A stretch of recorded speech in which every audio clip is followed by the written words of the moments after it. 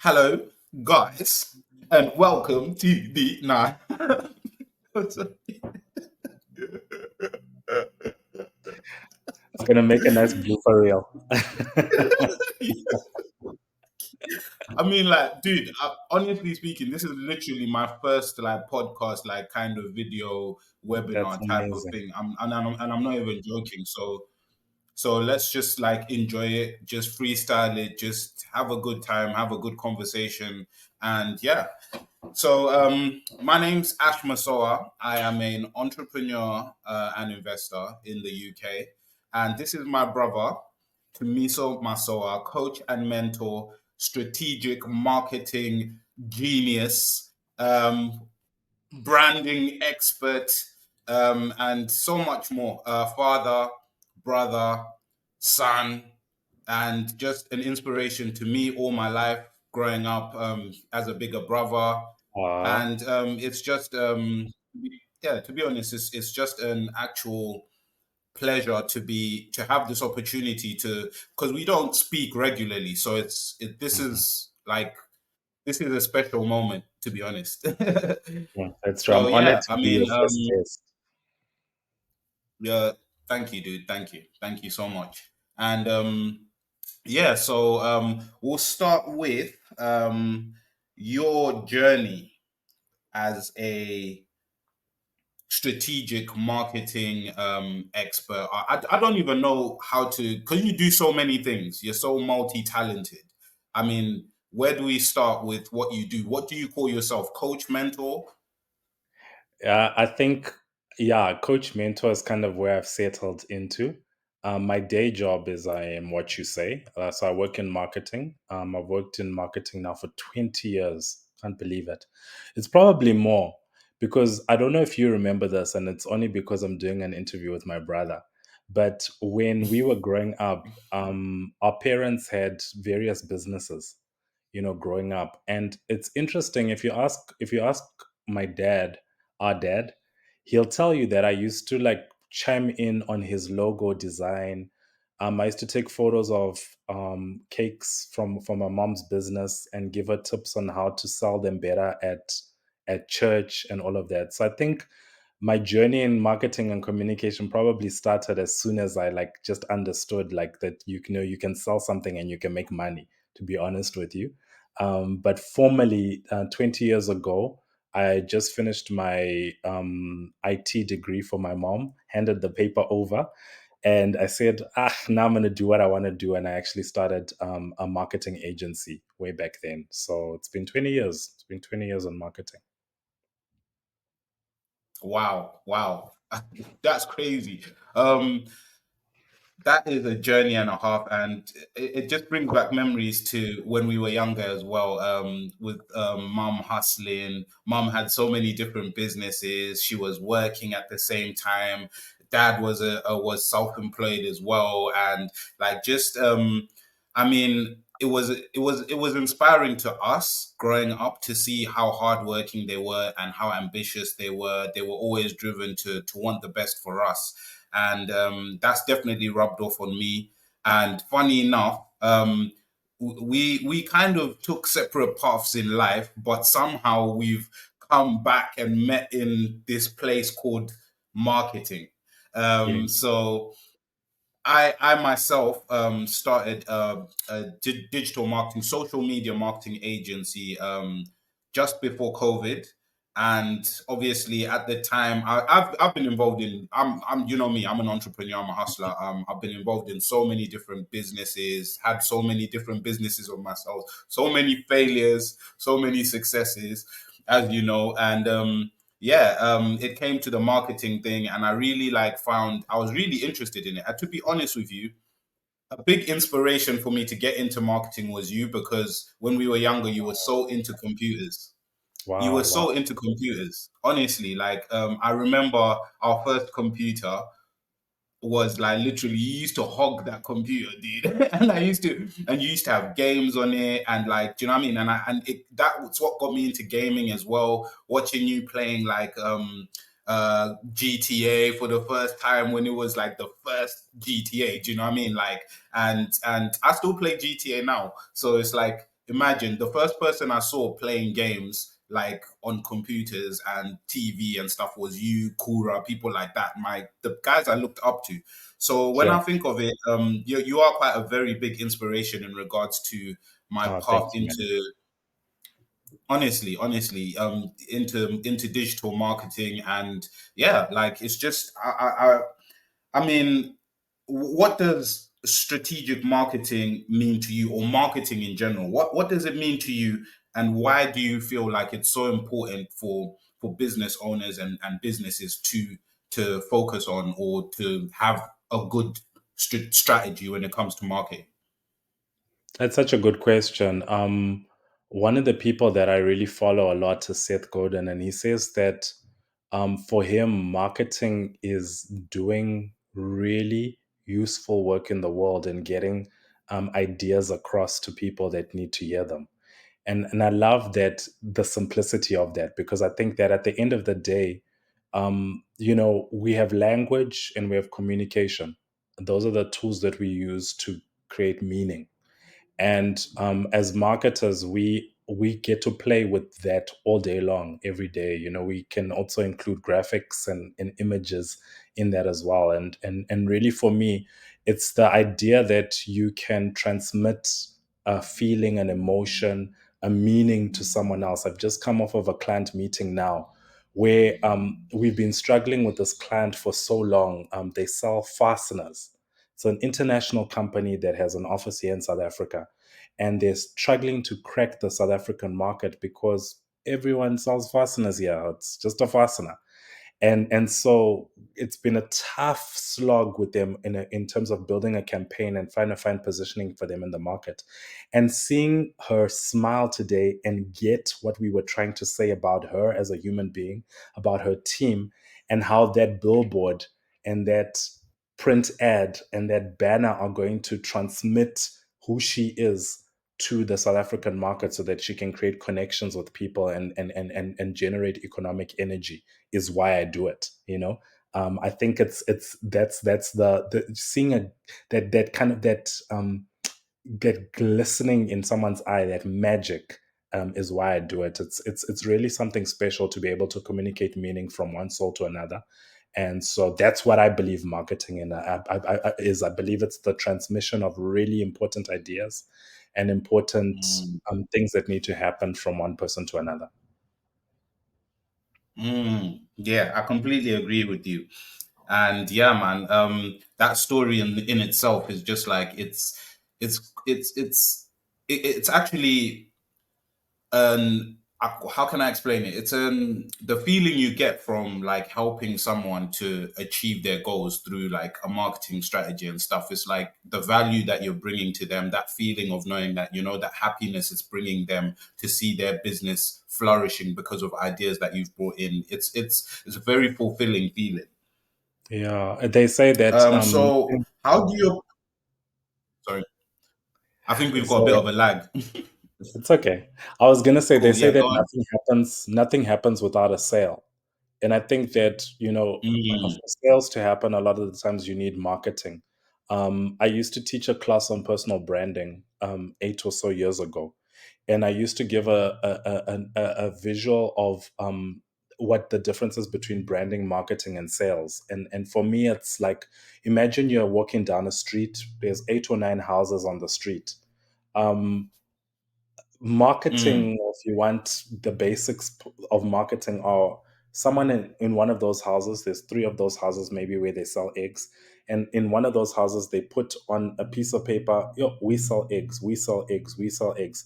And then selling is taking that piece of paper, going out in the street and looking for someone and actually handing it over to that person, and saying, look, take this piece of paper when you remember me, when you're looking for eggs. Marketing is taking all those pieces of paper and like literally throwing them up in the air.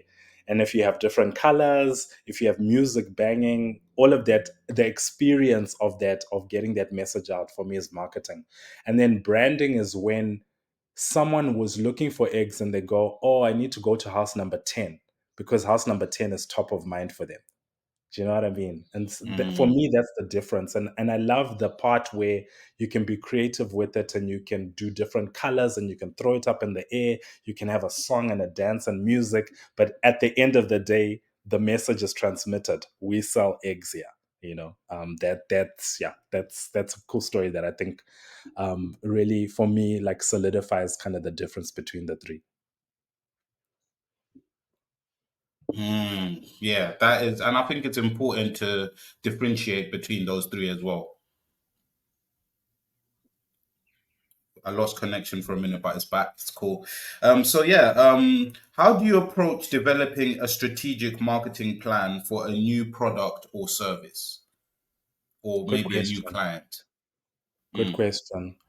Different for a product and service to a new client.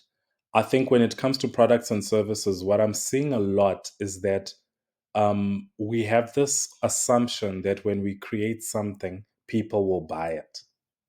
And that's not necessarily true in the world we live in. There's so many products and services out there now that it's very difficult for you to just launch something unless it's very, very differentiated, or something that, if you're selling bread, or sorry, ice in a place where it's very hot, then that's going to sell. So I think first for Mm. me is really understanding the audience and your journey in terms of coming up with a solution for the problem that that audience has. When you can understand that journey, when you can understand Mm. how a value proposition was built, and what the needs of the audience are, where they eventually want to end up, it becomes really easy to start building communication around that. So for me, I think it always starts with helping people to really decipher and explain who their audience is, what their market is. That's part of the word marketing, so that we can come up with a message. That's always where you want to start, and then it's important, once you've understood that, to then also understand where that audience is playing. In terms of where you can engage them, where it matters, where they think, where they feel, where they create, so that you can use that kind of medium and that media to really connect with them. So I think it starts with your audience, understanding that market, creating a message for them based on your understanding of what their problem is and how the product or service solves the problem, and then understanding where that market congregates at the moment. Is it on digital? Is it in a specific part of the city? Is it in another part of the world? And what mediums do we need to use in order to reach them and to engage them where they are? Wow, very insightful, very insightful. With that being said, what are some of the key components of a successful marketing strategy? Because obviously you've mentioned, how you approach it. What would you say are the key components that you need for that marketing strategy, for any marketing strategy? That's a really good question. I think a few. For me, what's really important lately has been the whole issue of positioning. And what I mean by that is really trying to identify how a product or service is unique and different, and amplifying that. So the positioning part of a marketing strategy, I think, is very, very important, because if you don't know what position you hold, whether you're high road, low road, whether you are fun or serious, whether you are explorative and exciting and innovative, or traditional and conservative and formal, if you don't understand that, and if you don't unpack it at the beginning, your marketing, I think, can be very confusing, to say the least. So I Mm. think positioning, and then I also think another part of marketing for me that's really important, and this comes from my world in B2B, is what we call go to market. And the idea that, there's Mm. specific tactics that you use and channels that you choose for your audience. I think it's important to think about your audience and where they engage, like I said, and based on what you want to present to them, or what you want to, or how you want to share your message to them, to really consider, where you put them. So we call that go to market strategy, where I come from. And an example for you, right? An example for you is, we have a client who wants to sell very big machinery that only automotive manufacturers can use. So Okay. a normal marketer would go, okay, you want to sell big machinery? We've got a message. Let's go into print. Let's go into digital. Let's do a couple of digital billboards and let's do some direct mailers. One of the team members I work with said the other day, why don't we find out who the biggest manufacturers are in South Africa and rent out the billboards outside their factories? And on that billboard, let's Mm, put, we are here. We want to talk to you, Mr. So and so. Let's prove to you how we can save you money. So R1 million can be spent digital and print and all of that stuff, or on 10 billboards outside 10 factories where you're name calling the person that you actually want to have a meeting with. And every time they drive past that billboard every day from and to work, they see their name on it and a big call to action that says, let us prove to you how we can save you money. Which do you think is going to make more impact? mm. Gotta be the billboard, innit? I think so. I think so. So for me, that go to Mm, market and channel part of the strategy, I think is very important. Positioning and how you choose your mm, channels that you're going to spread your message through. mm. That makes so much sense. So much sense. That is so insightful. Um, how do you conduct market research and analysis to inform your strategic marketing decisions? Good question. Good question. So in my world, there's qualitative and quantitative research. So quantitative research is where you can get it from, from databases. A lot of people collect information about people that live in a specific area, about businesses. And if you just do some desktop research, phone around, you can get that kind of research. I find it's useful depending on what your product and service is. I have a guy who sells fridges in an area called Benoni. And because he was able to go to the local office and find out about the number of businesses there, how many businesses had been registered in the last year, where those businesses meet, like at a Rotary Club or at these local neighborhoods things, he was able to quickly build his business. So that's one of the ways. Then qualitative Mm, research is where you can do your own phone calling. You can hire someone to call for you, and you basically like ask some questions to an audience that looks like the audience that you want to reach out to. So anything from, what keeps you up at night, what's the most important thing for you in your business, that kind of stuff. But the reason we call it qualitative is because it's a little bit deeper, and it deals with needs, with wants, it deals with desires. And so you kind of are able to get into the psychographics of an audience, not just the demographics.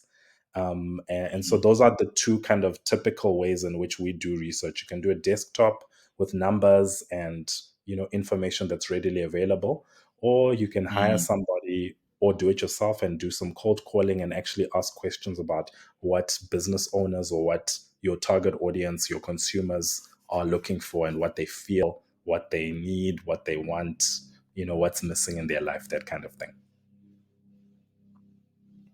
mm. Yeah, that makes so much sense. At the moment, I'm actually trying to implement AI into that process as well because a lot of that can be automated using AI software. So I'm trying to use AI to kind of put out sort of quizzes, marketing quizzes that kind of ask people questions and in regards to the type of business they have, etc. So that's another way to collect data from a quantitative perspective. Um, in the rapidly changing digital landscape, how can businesses adapt their marketing strategies to stay relevant? Because what I'm also finding is we've actually recently got this office space through a big surge that's happening at the moment of baby boomers, people that were born in the 1960s, are tending to reach a point where the digital era is taking over and they don't know how to keep up. So a lot of these businesses are struggling to get online, find someone to help them online to promote their businesses, to come up with specific strategies for marketing that suit their actual business. Because a lot of these digital marketing agencies and companies are not flexible. They only have one way of doing things, and that one way might not work for all businesses. So you're finding that these guys are getting stuck in a situation where they might hire an agency, but the agency doesn't know how to promote, let's say, something like how can I say, like the business we took over was a beauty business, right? So she had a beauty academy, and what they were doing was essentially she was teaching people different courses on beauty, so like hair, nails, all that kind of stuff. And those people were now going out and starting their own businesses, right? So what she didn't realize when COVID came is all the people she had taught were young people that had digital knowledge and could learn how to market for themselves online for their own businesses. So what they started doing is they started teaching people online and taking her business that was brick and mortar, where people had to go into the building, right? So she Yeah. started losing loads of business and her business went down and she wasn't making money anymore, which put her in a position where she was like, "Do you know what? I'm in my 60s, going into my 70s anyway. I'm just going to retire." And Sure. eventually we managed, yeah, and eventually we managed to get this place for literally peanuts because the person leasing it, once again, is a baby boomer and they live in Spain.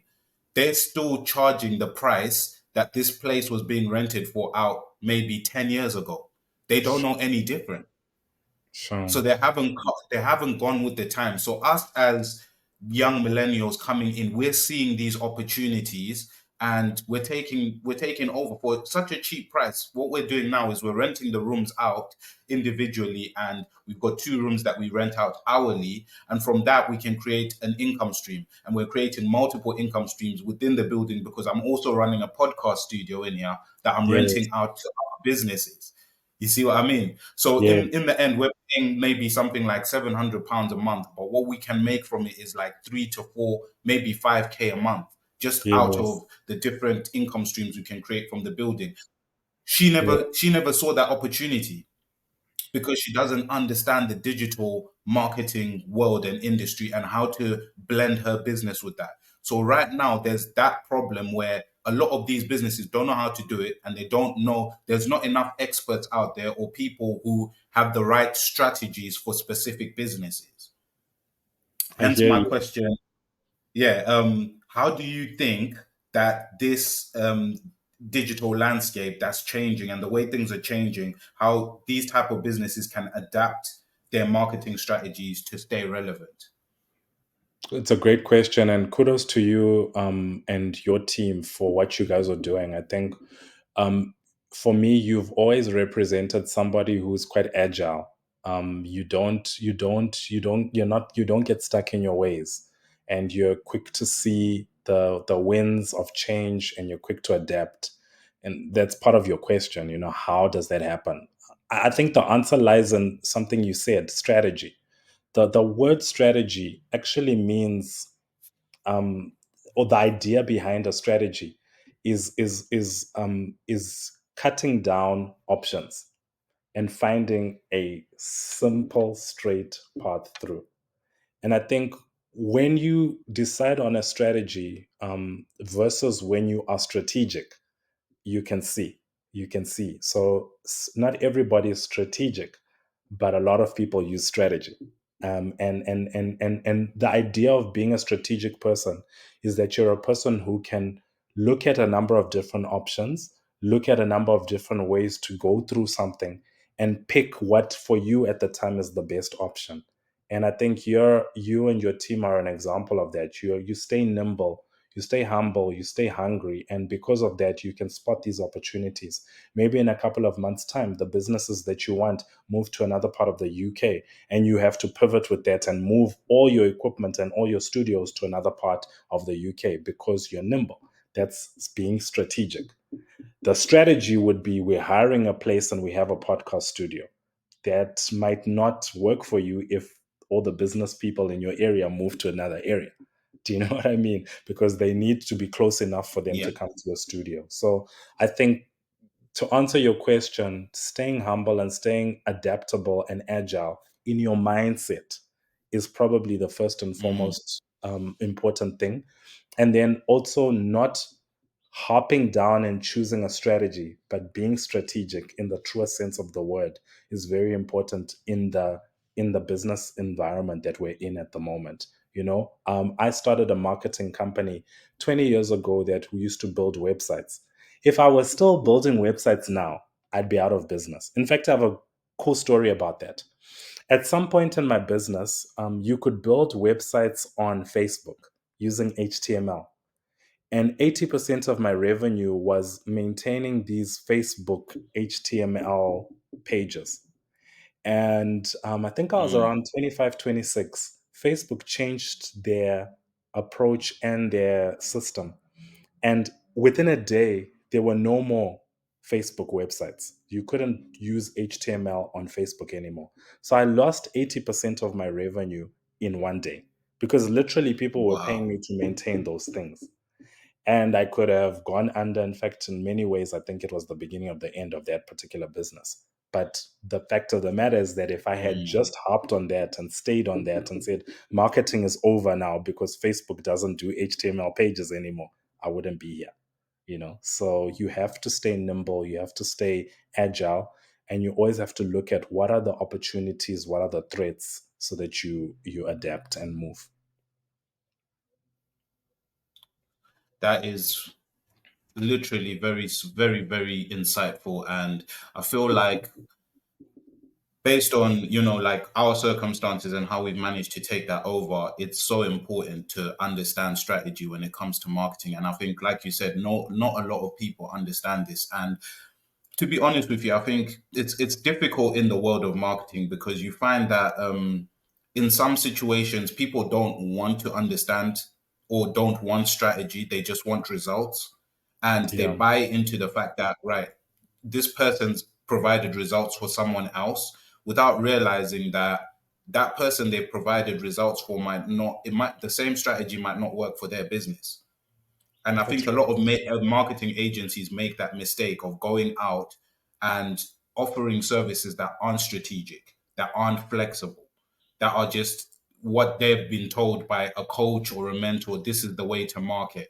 And I think it creates it taints the industry a little bit in a sense because so many people get burnt by that. And then when actual strategic marketing agencies come along that can actually be flexible and help you and like work with exactly what you need, it makes it difficult for us to communicate that to the client because there's a process in doing that, and sometimes that process might take maybe 2 3 months. Some of these agencies are selling, we can do it for you, we can get you results in a week, in two Yeah. weeks these, and competing against that makes it very difficult for like us people that want to come in with strategy. But it's just the way the world works, isn't it? Yeah, it is. It is. If you think about multi-level marketing, which gets a really bad rap, first Yeah. in usually like really like wins and succeeds. And I think it's the same with what you're calling a marketing agency. I don't like that term, but I think that a lot of people peddle tactics and they call that strategy. It's not strategy; it's just a tactic. And I think if you don't understand the meaning of these words, you can get very stuck. You know, I like that you call me a strategic marketer because that's how I think of myself. I don't think of myself as a person who sells marketing strategy. I don't understand what that means, to be honest with you. You can sell tactics, you can sell SEO, you can sell, nowadays, you've got all these AI tools that can create ebooks for you in minutes and load them onto Amazon for you and get you the little challenge page and all of that. But if you don't Literally. understand how your audience works, if you're not an audience first business and you're just looking for quick results, quick tactics that can get you a quick buck, then yeah, there won't be Mhm. longevity for you. It's the difference between companies that last a very long time and companies where I see it a lot where people are like, yeah, I just want to make 1 million, and you can, Mm. with certain programs, you write the right book, do the right prompts, get the right landing page up. You can sell a lot of $49 packages and get rich. But are you helping people, and are you doing what we said at the beginning? Are you really in the profession of really helping to transform the world, create economic energy, or are you just like a peddler? I don't know. And I think that's something that a lot of people are very unaware of. I think it's like you said, it's so important. I think and to be honest with you, like I fell into that kind of part of just peddling tactics, to be honest with you, because that's how I was taught. When I came Yeah. into the marketing industry, the people that I was were mentoring me and coaching me at the time were literally just salespeople. All they were doing was, look, you've got to get the sales, you've got to make the phone calls, get the sales, or else business is all about sales, business is all about sales. That's all I was being fed at the time. And you learn through your mistakes. So as time went along, I started realizing, wait, hold on, I'm not retaining clients. Like Yeah. some of my clients are coming in, I'm making money, but I'm not retaining the clients. And long term, as a business owner, what you want to do is keep your clients on as long as possible.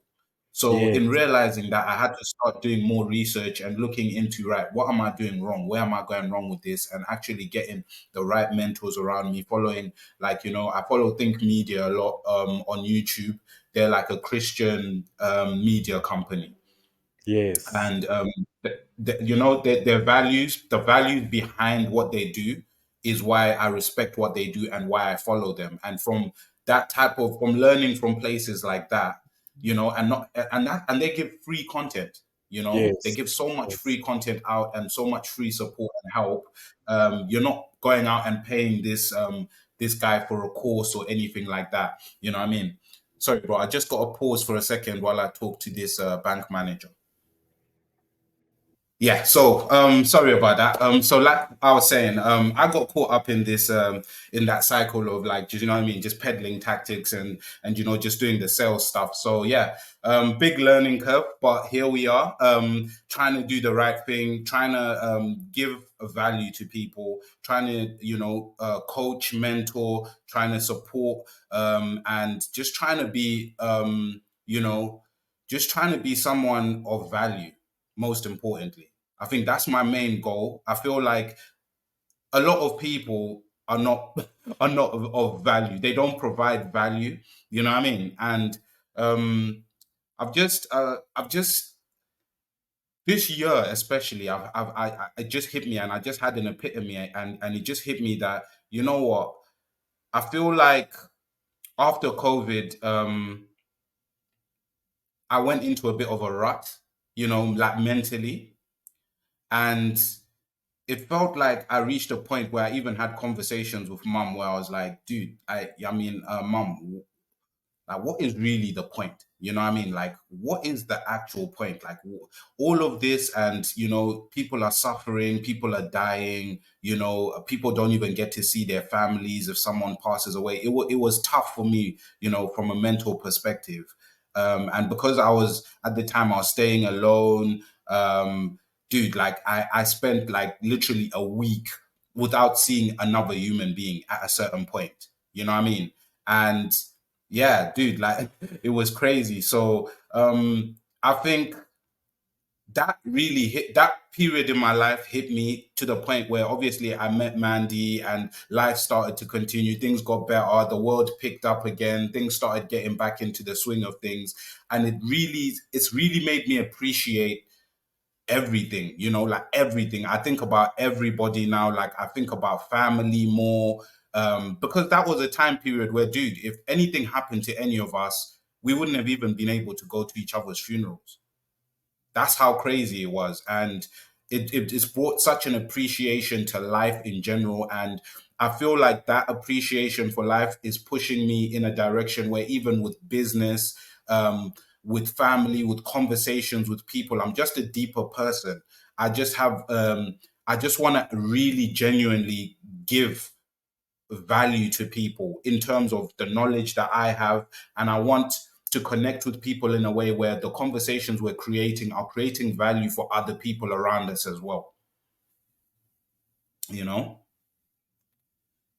But yeah, another question for you. How do you determine the most effective marketing channels for reaching target audiences? Whoa, that's a good question. And I think, I told your story earlier on about what we do in terms of just picking, messages and where they need to go. I think it's a bit of it's a bit Mm, of an art. Yeah, there is a science to it. If depends on the type of product or service that you're punting. Um, I think mm, that it's always nice to have a list in front of you of all the possible options. If we're talking strategically, you can have your traditional media there, your digital media there, through the line below, and above the line, and then really taking kind of your audiences and thinking through, how do these people engage? Where do they interact? Where do they feel things? Where do they hear things? Where do they speak to other people? So I'll give you an example. If we are selling jewelry that my daughter has designed, a great medium for that would be TikTok and mm, Instagram, for obvious reasons. She's young, she's energetic, she's got a great, vibrant presence online and in person, and if you put her in front of a camera. And there's a lot of people on those platforms that are already looking at what people are wearing, what people are doing, how people look. And so those environments and those channels allow for that kind of product and that kind of message to be put out. And I think it's as simple as that. It's as simple as really looking at your audience and matching that to your message. And therefore, based on that, kind of deciding what the medium is. I want to say something deep, but I can't because I really think it's that simple. yeah, no, that totally makes sense. And what role does branding play in strategic marketing? And how can businesses ensure that the brand consistency across different channels? How can businesses ensure that they have brand consistency across different channels? Okay, two very big and good questions. The first one I'll answer using a concept that's very familiar, I think, in a lot of marketing circles at the moment, the 95-5 rule. And the basic premise behind it is that at any point in business to business marketing, at least, they believe that approximately 5% of your target audience is in market. The rest of the people are not actively looking for your product or service. And so it's important for you to brand for that reason. If you put out a very short sighted sales message, you're really only going to capture 5% at any point in time of your potential market. So if you think about it, you're selling Mm, said bracelet and you say there's a sale on for this bracelet and you're only going to get it for this amount of time. You're not going to capture the entire market that could potentially buy that bracelet by sending that message out.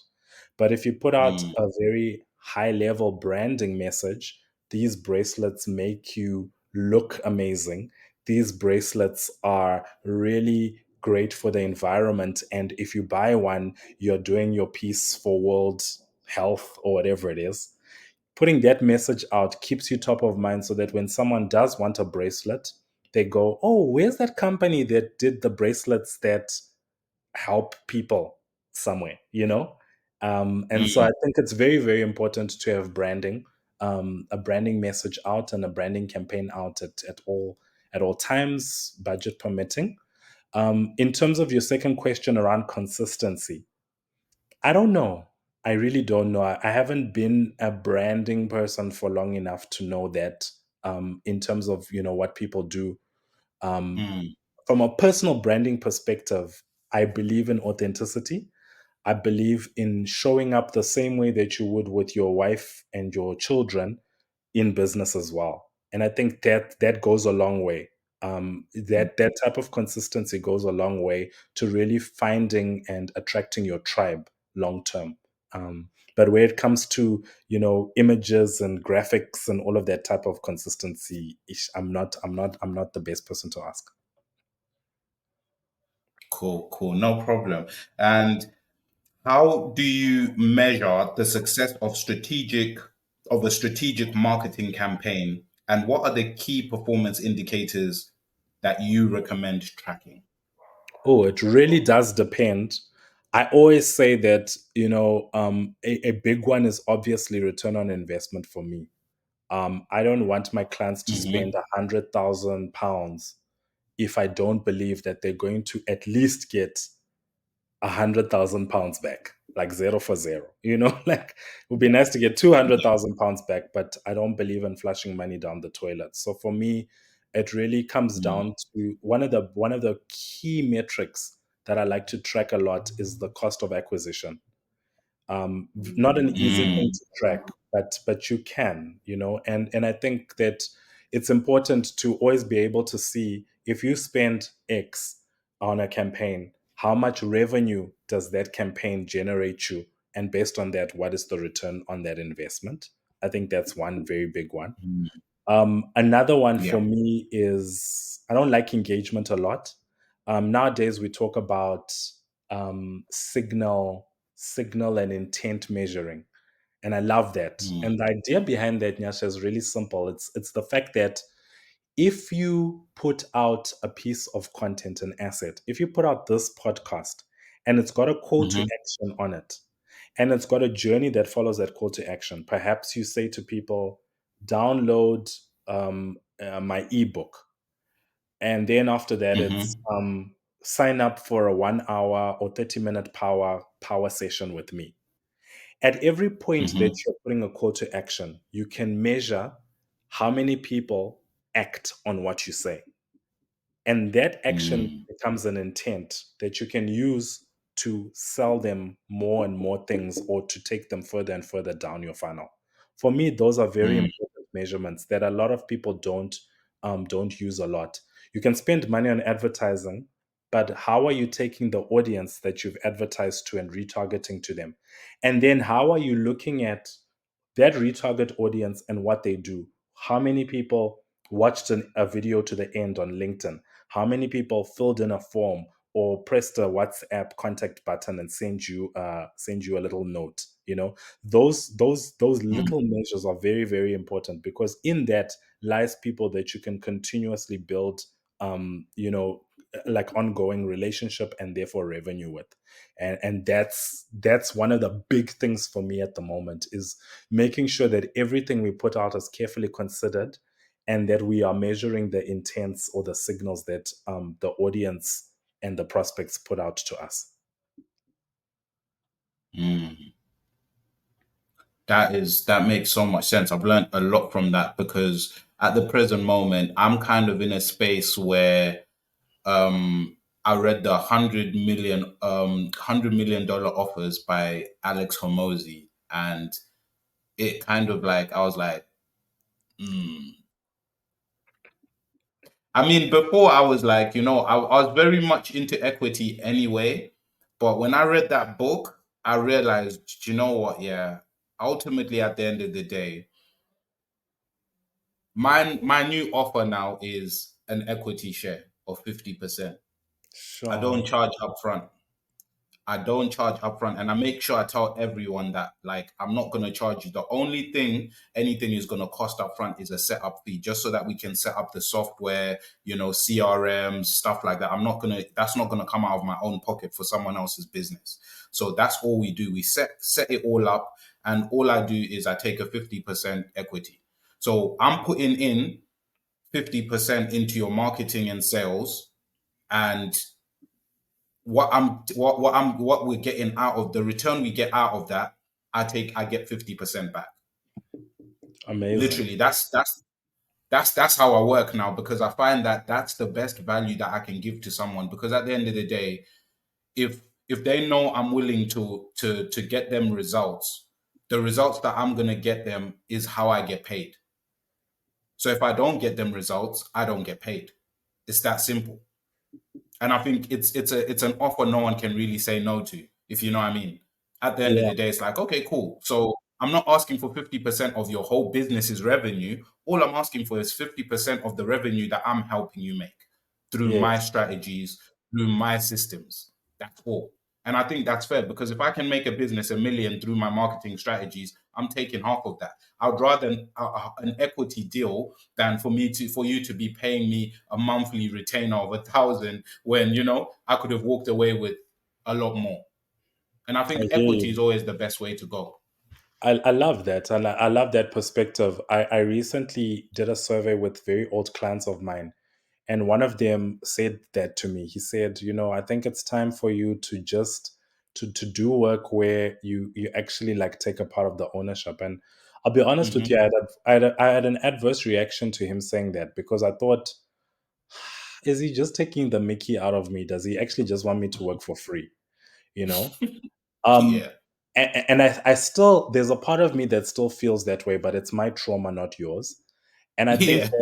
I think that I would choose very carefully what I take equity deals with, and I would Mm, probably create a coaching program that the owner would have to do with me regardless, and they would have to pay for that coaching program because my challenge mm, with just taking on equity is the mindset of the owner of that business, the kind of mindset that I want to go into partnership with.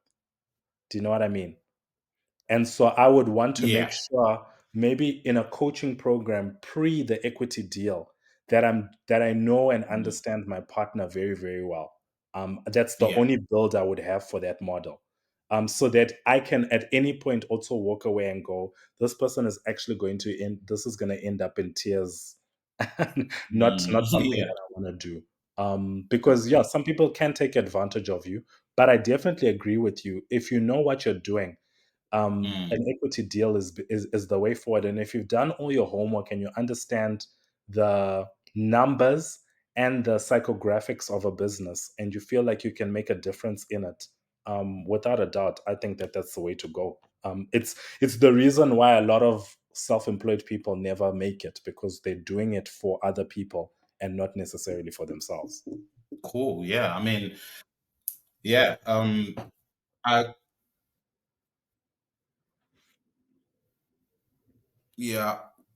I started losing connection. It started glitching a bit there, but yeah. I think we're back.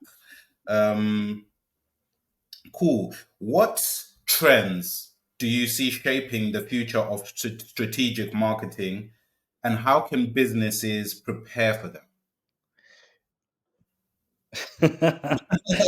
I don't know. Strategic marketing for me is not a trendy science. It's not a Right. trendy science. I feel like it's a mindset and it's a Mm, practice. And I think I'm actually finding that a lot of old school marketing science practices are coming back after years of COVID really like cleaned out, all the fluff. We start, what was happening. You've talked about it, I feel like yeah. COVID Yeah. really cleaned out all the fluff, and I think we're back to audience first, um, real consideration of channels, even with owners of channels like your TikToks, your Instagrams, your LinkedIn's. They're really providing value now. It's no Yeah. longer it's no longer ad based services. Some Hmm. still do have that. Some still sell your data and your privacy, but I think the world has come through a reckoning. And to answer your question, I think that the science of marketing is coming back to the fore. Which is something I'm very excited about. Even the big influencers on LinkedIn that I follow are very scientific. A lot of them have been in the industry a long time. They've done everything that you can do. And now they're coming back to a place where they go, no, look, it's always been like this. These are the principles of communication since humans started existing. It's just the technology that's changing, or it's just the platform that's changing. And I find that refreshing. Mm, yeah. And obviously, I'm quite heavily into AI at the moment. How do you feel that AI is going to? Because I strongly, strongly believe AI is going to disrupt the market heavily within the next probably 3 to 5 years. There's going to be a big shift, big shift. How do you think that AI can actually be implemented with strategic market? I know you said that it's something that has a trend or something. It's more of an art. But obviously, with AI, there's artists now whose whose work is pretty much being rendered, obsolete, because these algorithms and these can create better art, higher quality art. It's just the process is not the same, the emotional process is not the same. But when it comes to it, if something can replicate the Mona Lisa within seconds, you know what I mean, and or a really good artist within seconds, or even movies, voices now, people like musicians are losing, their royalties, because at the end of the day, who knows whose voice it was? Was it AI? Was it? Do you know what I mean? Like it's just, yeah. How do you feel that AI is going to affect strategic marketing? So for me, I'm going to start with the word technology. And I think I Hmm. mentioned it in my last little spiel. Yeah. Technology is the application of conceptual knowledge for achieving practical goals, especially in a reproducible way. I'll say that again. Technology is the application of conceptual knowledge for achieving practical goals, especially in a reproducible way.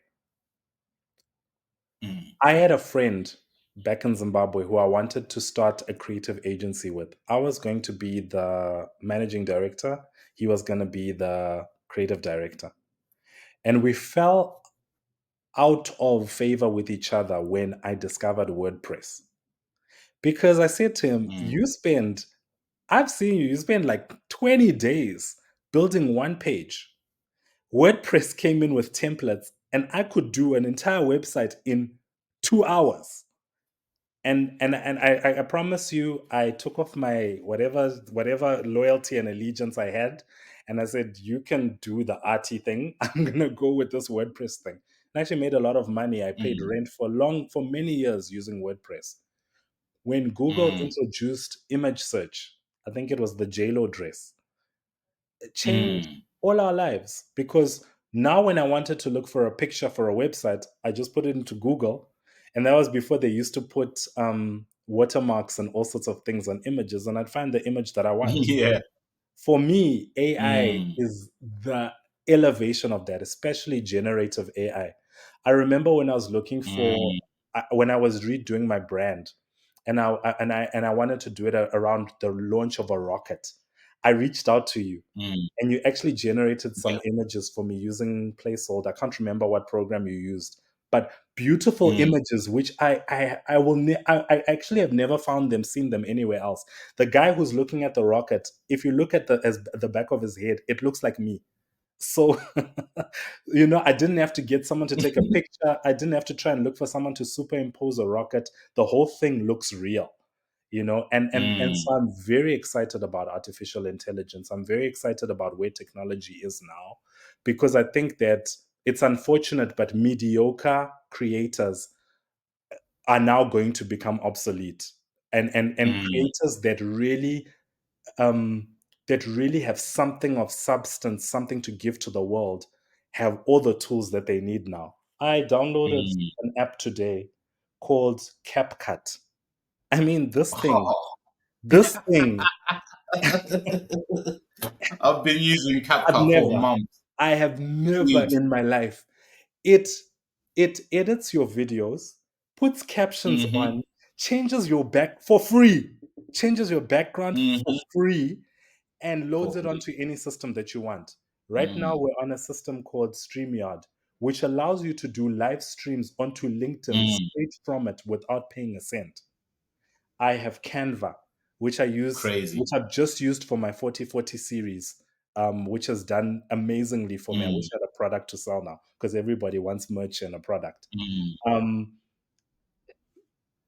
So for me, I'm sold. Hook, line, and sinker. Give me AI any day. Siri, the other day I said, "Hi, Siri," and it said, "Good morning" to me. If you watched the Apple wow. Developers Conference yesterday, you would see where Mm, they're taking AI. Like, it's insane what you're going to be able to do on an iPhone in the summer.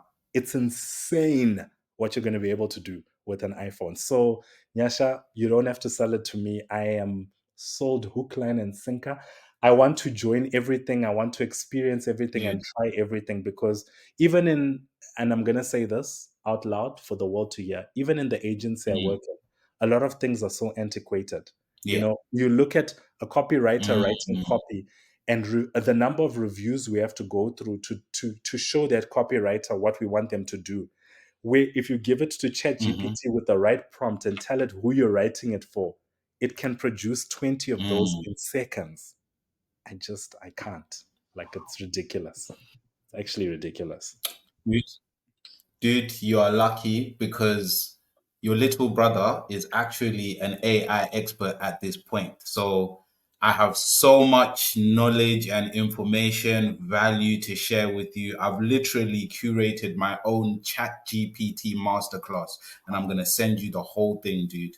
So you Wow. can go through it, read it, it's literally like the information I've put in there in regards to how it can actually help businesses. It's something that I'm going to do a series because I've just released a video on YouTube about AI for entrepreneurs. I'm going to send that to you. I released it yesterday.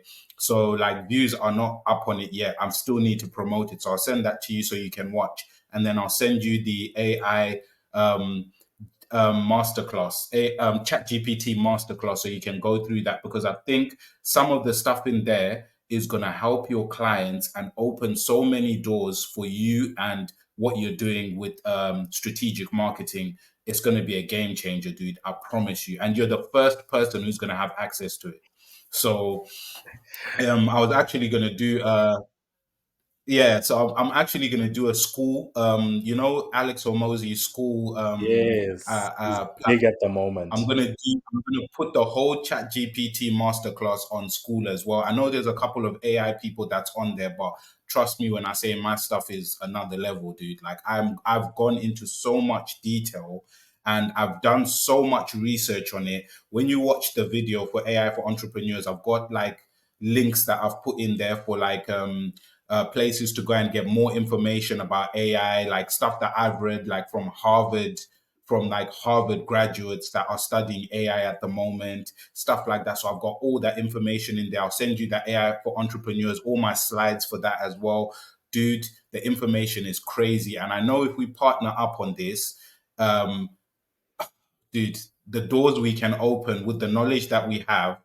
And I also mentioned to you on WhatsApp that I'm working with a tutoring agency and this Yes. guy is one of the biggest tutors in the UK at the moment. So he's literally in line for one of the biggest awards for tutoring in the UK. He's being voted for one of those. He has so many clients, but the GPT that I've built for his business is literally for science, maths, and English. And it basically is a voice command system that allows young children to go in, ask it questions about maths, science, or English, and it gives perfect answers back in voice, and it can also create diagrams. Wow. Wow. Wow. Crazy. Sure. Crazy. And I'm trying to integrate that right now with HeyGen, which creates avatars or clones that basically communicate through, so you can communicate through an avatar. So essentially, what I'm going to do is connect the API for the tutoring bot into the avatar. So now people can directly speak to an actual avatar that can teach them and bring them value. Sure. Something like that, I feel like I think something like that would be a game changer in Africa, where someone can Absolutely. just log in and all that data, even you to me. So what I can do is, all the data that you've collected and all the knowledge that you have in regards to marketing, if you were to put that into like a PDF form, we could put it into an API and create a GPT for your business that literally would be marketing strategy GPT. Anyone can go in there and ask it questions. So literally, instead of you having one-to-ones with your clients, you could just say, "Go ask my GPT. If you've got any questions after that, come back to me." I love that. I love that. In my coaching practice, I work with a guy named Roger Hamilton. He runs a company called Genius Mm, University, and they've just launched something similar to what you're talking about, but for entrepreneurs. So they've got a dedicated C-suite team and AI tools for entrepreneurs. And I downloaded it the other day, wow. and it's actually fantastic. I put the link in the chat for you. But your Cool. vision and what you're saying is exactly what we need. Sometimes to go and log into ChatGPT doesn't help. And what these guys have done is they've created a friendly face that you can look at and see. If you click on the link, you'll see the Mm, faces, and they're doing part of what you're saying. So you're first to market, and I really hope that you run with this and you're able to find a platform for it to like mainstream quickly to a large group of people, because a lot of us are looking for, you know what's tr- you know what's great, when you went on WhatsApp and you saw that new mhm. little meta guy. And that's the trick. Yeah. When it was ChatGPT and I Mm, had to log in, and then I only get 5 tries and then the server goes, no one wants that. So if you can remove the pain, and if you can create yeah. like packs and kits for people, so someone wants to set up a landing page business, this is the entire set of tools. Mm, These are all the prompts you need. This is where you need to go to put them in. This is what it will generate for you in terms of images, in terms of a website, in terms of this. If you can put that together in one neat package, you're going to be okay. You're going to mm. be okay.